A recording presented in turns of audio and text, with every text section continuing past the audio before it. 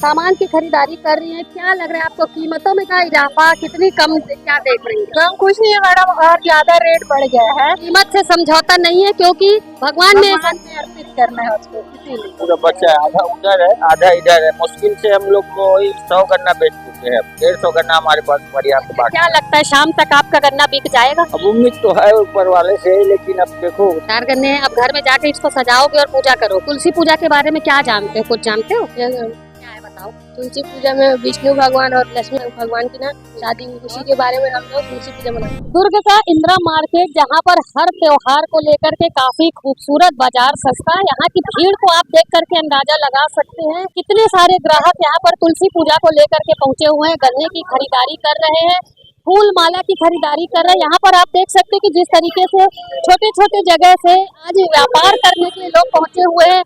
ये भगवान में चढ़ने वाला फूल है, ये सिंघाड़ा है, ये सारी चीजों को लेकर के आज इस उम्मीद पर पहुंचे हुए हैं कि तुलसी पूजा में इन सारी चीजों की बिक्री होगी और कहीं ना कहीं इन जितने भी दुकानदार हैं इनको काफी सारा मुनाफा होने वाला है।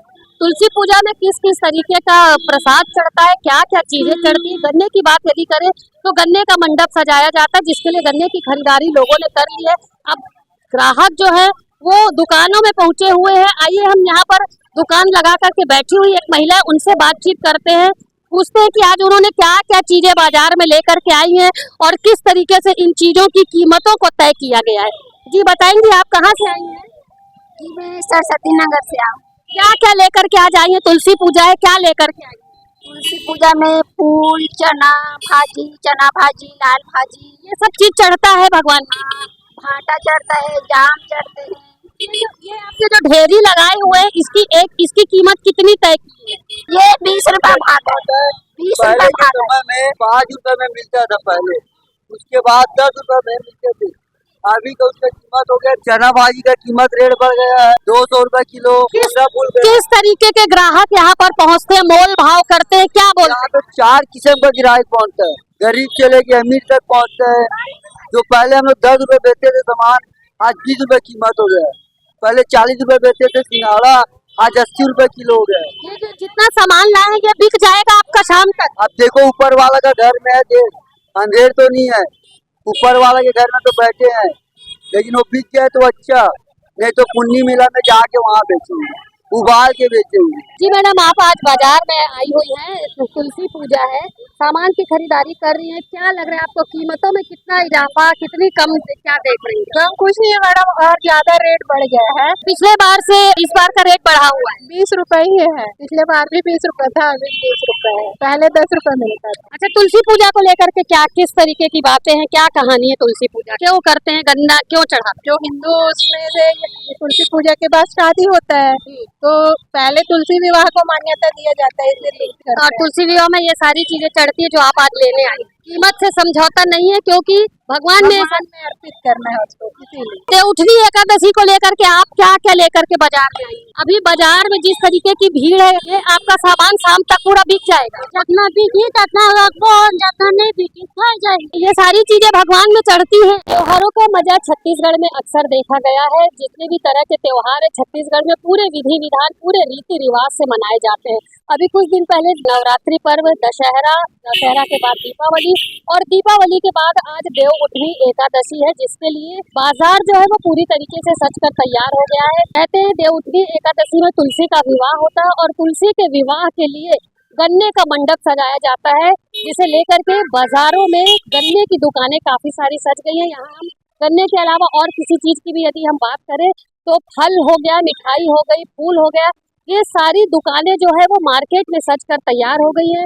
यहाँ पर गन्ने की दुकान लगी हुई है, गन्ना के व्यापारी तुलसी पूजा को लेकर के कब से तैयारी करते हैं और किस तरीके से, कहाँ से ये गन्ने मार्केट में पहुँचते हैं। आइए हम उनसे बात करते हैं। यहाँ पर हमारे साथ गन्ने के व्यापारी मौजूद हैं जो किस हिसाब से बेच रहे हैं, क्या दाम है, पिछले बार की के अलावा इस बार की कीमत में कितना अंतर देखते हैं, बताएंगे। कहाँ से गन्ने लाए? गन्ना तो हम लोग पावर हाउस से खरीद के लाए, थोक में। थोक हिसाब में कैसे मिला?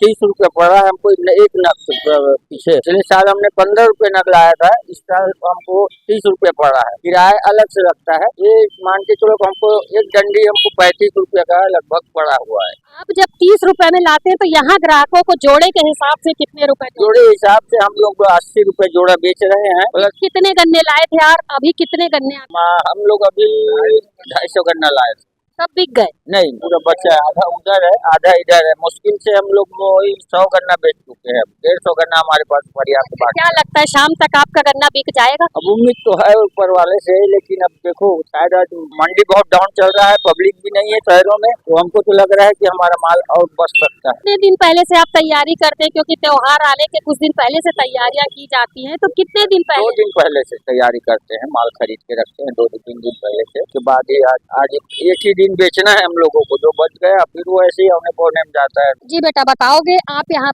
आप क्या करने के लिए आए? गन्ना खरीदना है। गन्ना खरीदने? खरीद लिए गन्ना? कितना गन्ना खरीदे?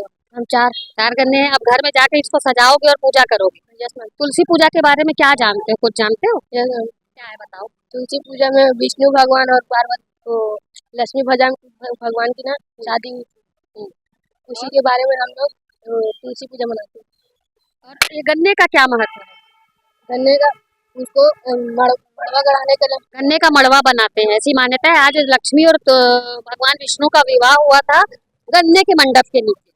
जिसमें देवउठनी एकादशी को लेकर के जिस तरीके से बाजारों में भीड़ है, निश्चित तौर पर ये कहा जा सकता है कि त्योहार को लेकर के काफी उत्साह लोगों में है। कहा तुलसी पूजा के पीछे ऐसी मान्यता है कि आज के दिन जो है काफी लंबे समय से देव सोए रहते हैं, और आज देवउठनी एकादशी के दिन देव सो करके उठते हैं, निंद्रा से उठते हैं, और आज के ही दिन से सारे शुभ कार्य जो है वो संचालित होते, चाहे वो विवाह हो, गृह प्रवेश हो, उपनयन संस्कार हो, जितने भी शुभ कार्य होते हैं वो आज देव उठने के बाद से शुरू होते हैं। निश्चित तौर पर देवउठनी एकादशी पूजा करने के बाद, शाम को पूजा करने के बाद लोग अपने अन्य तरीके के जो शुभ कार्य उसकी तैयारी करेंगे। किसी के घर में विवाह होगा, किसी के घर में गृह प्रवेश की तैयारियां चल रही होंगी, तो निश्चित तौर पर वो सारी तैयारियों को आज वो पूरा करेंगे और आज से ही अपने शुभ कार्यों को पूरा करेंगे।